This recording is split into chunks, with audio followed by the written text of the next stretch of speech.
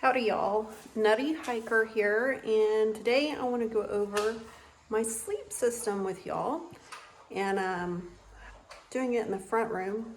You can see Santa, he's decorating my tree for me. All right, let's get to it.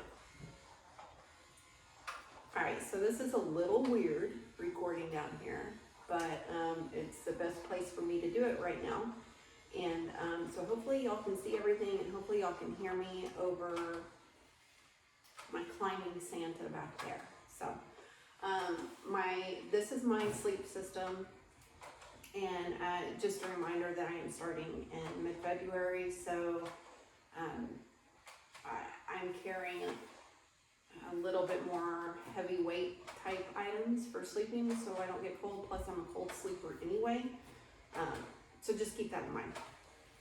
So my major piece to keep me warm is my quilt, my Enlightened Equipment Revelation 0 Degree quilt, and I actually use this all year long because I can unzip it completely and use it as a blanket during the summer months. So I don't change out my bag or anything. I know a lot of people do to save weight, you know, whatever. That just seems like too much of a hassle for me, so I'm not interested in doing that. So I'd rather just have one bag that I can use year round.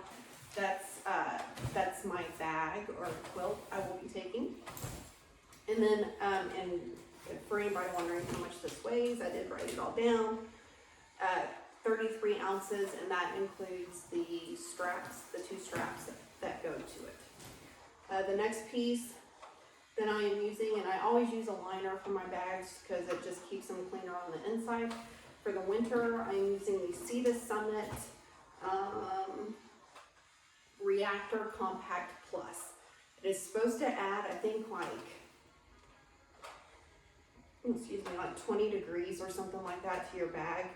Who knows if it really does, but I am bringing this instead of one of my other ones, which does not. So we'll try it, we'll see how it goes. And then my pad, you gotta remember when you're doing winter and you're sleeping on the ground that you need to have a higher R value pad to keep you warm. I mean, you can have a negative, like 50 degree bag. I don't even know that they make those, but anyways, you can have a 0 degree bag. And if you're in 20 degree weather, that zero degree bag might not keep you warm if you don't have the right pad underneath you, helping to insulate you from the ground. So the pad that I'm bringing is and I hope I'm saying this right, Perea, there's a freaking fly in here, the Perea Recharge Small. I don't like long length pads because I usually put my backpack right at my feet so I can prop them up. That's how I sleep better. And when I am sleeping on my back or my stomach, I even like to have my feet up. Most of the time though, I tend to sleep on my side, curled up into like the fetal position, so I don't need a long pad. In fact, long pads actually irritate me because then I'm fussing with it trying to get my backpack, and then I'm holes and all kinds of crap. So that is the Recharge Small, and it comes in, the R value in this is, I think, is 4.3. So there are higher R value pads out there. I think, I feel like this one will do just fine, especially with what I have underneath it. And it weighs 13.4 ounces. Underneath it, this is what I'm using as my sit pad, and I'm also using it just as an extra layer of protection for my pad, my sleeping pad, because I don't know what I do, but I always get holes. Like, I don't know, but it happens. And so one, it's an extra layer of protection. Two, it adds just a little bit, another layer between the ground and that, and helps with insulating. So I do have this. I do not bring an additional sit pad because this also acts as my sit pad. It's very pliable and folds up. I mean,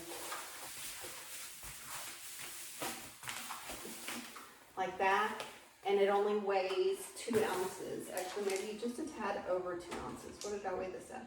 Yeah, 2.12 ounces. So it weighs just as much as my, what is it, the Thermarest Z seat or whatever that I had. So, and it's multi-purpose. So I use that under my pad, and then I can use it to do stretches on the ground, or to sit on, so, or cowboy camping, whatever, which I probably won't ever do, ever, because snakes, I don't know, I just have that fear that they're gonna come crawl up and cuddle with me and stuff, and y'all know that I don't like those suckers. Pillow is the Sea to Summit Eros, did I say that right? Pillow, and it weighs like 2.65 ounces. And I also have a Trichology pillow, which is also great. Love that company. It weighs just a little bit more than this. So I'm going to start out with this. I have slept on this before, and I actually may get the bigger version of this. Not that I think it weighs like an ounce more, but it's supposed to be more comfy. And a good night's rest for me is like a must. It just has to happen. So that's my pillow. And then this is kind of part of my sleep system, because the one thing that I learned after a long day of hiking is that I do not want to blow up my air pad. Like, I don't. Like, I dread it, and that's just not going to happen. So I bought a Sea to Summit pump sack, and it actually does fit onto my recharge. So even though that's not a Sea to Summit pad, so it does fit on there, and super quick blowing it up, and I don't even have to waste my breath on it. So in addition to that, because it is a dry bag, I will also put like my puffy and that kind of stuff in here, especially if it's supposed to rain that day, just as an extra layer of protection, even though I have a pack liner and a pack cover. Yes, it may be overkill, but I would rather not have hypothermia. So yeah. So that is my system, and my liner, I don't think I put that in there, but it is 9 ounces. So yeah, I'm not even gonna try and do math right now to figure out the entire weight of my system, but I'll put it in the description below, or you can add it yourself, whatever works best. And the dry pump bag weighs 1.76 ounces. So yeah. So that is my entire sleep system, and if you have any questions, feel free to let me know, and just comment below, and I'll answer them as best as I can, as soon as I can. Cool, guys? All right. Hike on.